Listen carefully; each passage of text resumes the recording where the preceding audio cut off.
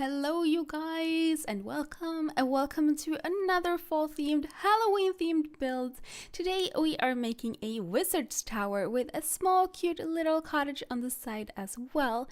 And this was so much fun to build. It is actually the first time I make a tower in The Sims 4 and yeah, I think it turned out alright. And the idea the idea I got from World of Warcraft, because I play a mage in that game, and I was inspired by the mage towers in Stormwind, and it is totally fine, guys, if you have no clue what that is.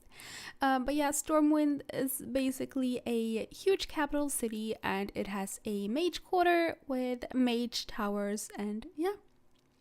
That's where the idea is from, but I guess those towers are a bit more colorful. I guess they have purple roofing, but I don't think we have that in The Sims 4, and also this tower is kind of located in the middle of the woods and not in a capital, so I gave it a black old looking rundown roof and with some stone wallpaper, and we will put a lot of wall plants on it too to give it like an overgrown feel to it.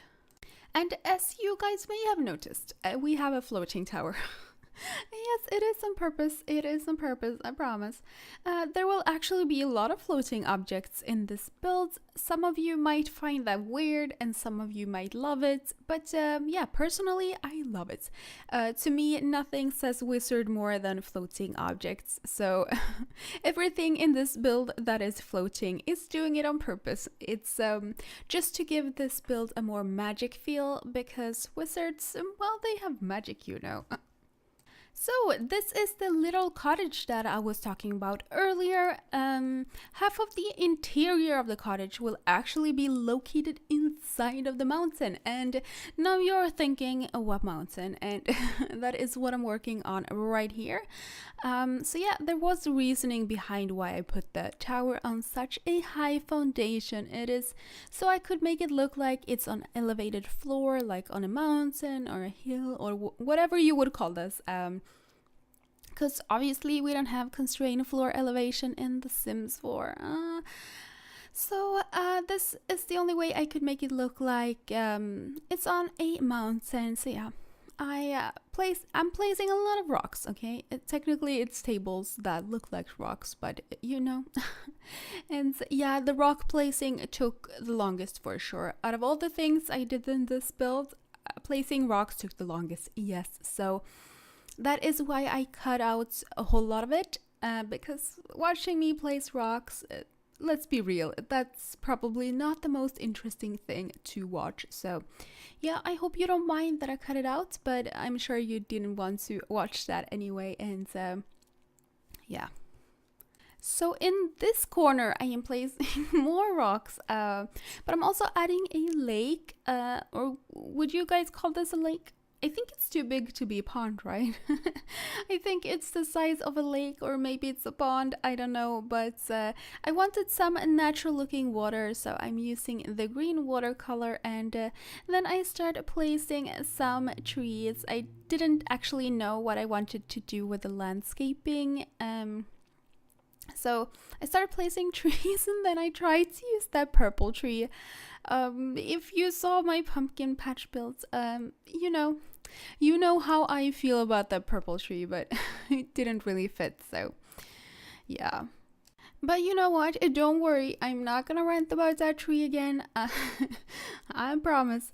But yeah, now I am terrain painting a bit. For one, to make it look more natural and realistic, of course, but also to give this build a more foresty vibe. I actually think I'll replace those trees for spruce trees later, but I can't really remember now. It's only been a day, like, even though I built this yesterday. I actually built this yesterday, but I don't know, it's only been a day. I already forgot. I'm getting old, I guess. I'm getting old. I'm starting to forget things. It's worrying, okay? It is worrying. So for this pond, guys, I put those fog and bubble emitters in it, so it will look so cool and so spooky and magical with all those bubbles and stuff. stuff coming out of it. And by the way, it is a pool, so your Sims can actually swim in there if they want to. And yeah, now I'm working on the entrance to the buildings, so to the tower and to the cottage. And for that, I use those square stones. I think they're actually supposed to go in like pools and ponds, but you know, they work just as well for creating a walkway, in my opinion, anyway. But yeah, guys, you might have seen that I did skip forward. I did cut out a whole lot of landscaping. It just took so long, and yeah, let me know if you actually like landscaping. I just think the majority of people are not very keen to watch several minutes of me placing plants. But I'll tell you what I did, and as always there will be screenshots at the end of the video, so if you want to take a closer look on landscaping, just watch the screenshots. But basically, I used a whole lot of those red alien plants, and I think they are very appropriate for fall builds, except for at nights when they turn kind of bluish. But I guess that is a cool detail for magical builds like this one though. And yeah, on top of those red plants, I placed some grass to tone down the color a bit, and also to get this overgrown feel to it. So now I am finishing up the exterior of the buildings, so I am adding all the windows, all the doors and such, and oh, and these wall plants that I talked about earlier or in the beginning of the video, because since this tower is placed in the middle of the woods, it makes sense to add a lot of plants, right? It's only fitting to make this building a bit overgrown, and I really like it. I think adding those plants added so much detail to the build, and yes, I like it. Me likey. Then guys, we jump into the cottage part of the build, and we start on the interior layouts, and I don't know what I'm doing at the moment. Oh yeah, before we start on the interior layouts, I was having trouble with the wallpapers. I felt like maybe this tower is a bit too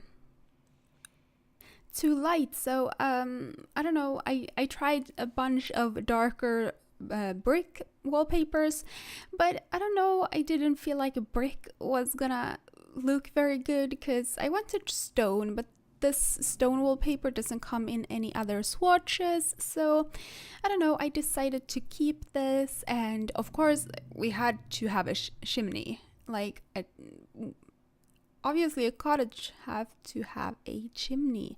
And yeah, so I'm adding that. I had a few problems with the colors of the chimney too, but then I added that fog bubble emitter as well inside the chimney, so there will be bubbles coming out of the chimney. Like, how cute is that? You'll see in the screenshots, I guess. It looks so amazing and magical, and I like that detail. But yeah, guys, and now we start on the inside of the cottage. And as I said earlier, I think part of the, or most of it, is hidden inside the mountain. And I thought it was so cool to have a cottage that is partly inside a mountain. It's just such a cool idea, I think. Maybe you won't agree with me, but I think it's a cool idea. I did not use the entire space inside the mountain because it's still a cottage though, and I wanted it to be kind of tiny and cozy, so yeah. The bedroom and kitchen and dining area are open planned. I do kind of divide the bedroom by adding columns and curtains. I don't do it right away, but in a moment you will see those, or yeah, I already added the columns, of course, or obviously, but I'll add some curtains in a moment too. And the overall color scheme for this build is dark woods and blues and purples. And blue and purple are just the colors of wizards, right? They're always wearing one of those colors. At least the wizards I've seen. And no, I'm not talking real life here. Although I would love to see me some real life wizards, but I am just not so sure that's gonna happen, but never say never, right? Anyway, the dark woods I chose because this wizard is a wood wizard, and is that a thing? No, but he or she lives in the woods, so I thought it was fitting to add some darker woods as well. Um, Maybe it looks a bit depressing, but I don't think so. I was kind of aiming for this to look and feel a bit medieval too. Like this wizard and this building is a few hundred years old. Or maybe we're just back in the olden days. I don't know. So I used no electricity items in this build. There is no TV or such. But if you want to download this house and you really want a TV, then you can just add one yourself, of course, or you can just change things however you want.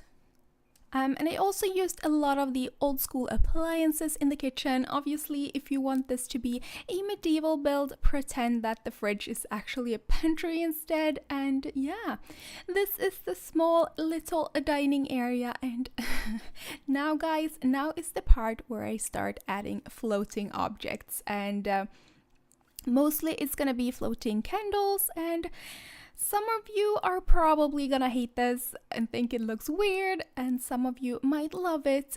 I personally love it. But let's be real here, guys. If you were a wizard and you had magic and you could make objects float, would you not do it? Would you not do it? Because I would. Okay, I would. So, I mean, let's not hate on something you would do if you could. Nah, but I hope you guys like it. I think it's super cool, and it could have looked better though if we had had other candles to choose from, maybe. But you know, you use what you have, and since I'm not adding a TV, of course I'm gonna add a bookshelf and a nice little seat for the wizard to sit in and read his books or her books. And yeah, then guys, we move on to the, or soon, we'll move on to the bathroom. Okay, bathroom was the word I was looking for. And of course, we need floating candles in here too. I think most of the rooms have floating candles, to be honest. And yeah, for the bathroom, I added wooden plumbing because, you know, it fits the theme. It fits the theme. And you know what this is, guys? You know what this room is? I'ma tell you what this room is. This is a secret hidden room where all the magic happens. Yes, this is the room, guys, where the real magic happens. And yeah, that is the worst joke pun thing ever. I am sorry. But yeah, I used the bookshelf door from the, I think it's from the Get Together pack, maybe? Don't quote me on it because I am not sure, but I think so at least. I think the bookshelf door is from the Get Together pack. Yeah. So the thought behind the crystals and stuff, you might wonder why I put a whole bunch of crystals and stuff, but I thought those might be either like ingredients for spells, or maybe they are sources of magic and are used to power up your own magic, I don't know. And yeah, now we're adding more floating objects, guys, because yeah, I like floating objects. I am going ham on the floating objects, actually, so we have both floating candles and pens and books and stuff. All the things you would need as a wizard for casting spells or doing magic things. Now we're in the tower part, and obviously your Sims cannot get up here. We don't have any spiral stairs or any stairs that would fit for that matter, so that's sad.